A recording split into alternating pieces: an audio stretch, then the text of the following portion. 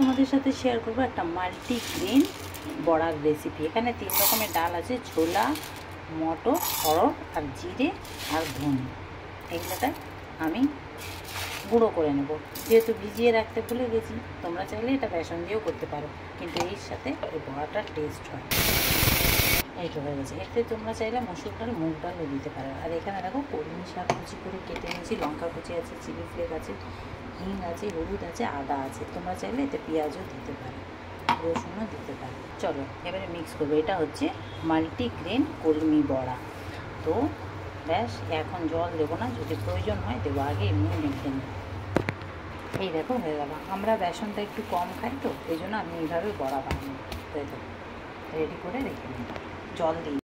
5 minute রেস্টে রেখে দিয়েছিলাম। দেখো কতটা শক্ত, মানে এখন জলই দিতে লাগেনি। আর শাকটাকে খুব ভালোভাবে ধুয়ে জল ঝরিয়ে রেখেছিলাম।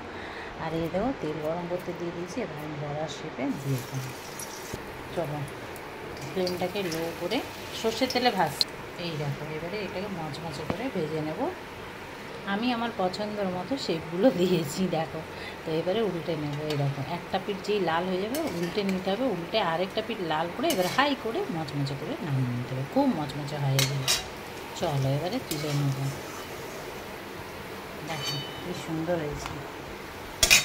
ব্যাস, ভাজতে না ভাজতেই খাওয়া শুরু হয়ে গেছিলো।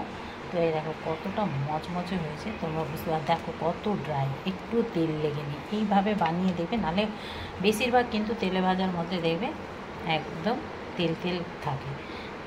তো এই দেখো 3 রকমভাবে ভেজে নিয়েছি। তোমাদের কেমন লাগলো অবশ্যই কমেন্ট করে জানিও। ভালো লাগলে লাইক শেয়ার করো, পেজটাকে ফলো করো, ইউটিউবটাকে সাবস্ক্রাইব করো। তো দেখো কত সুন্দর, একদম ড্রাই, একটু তেল লেগে নেই।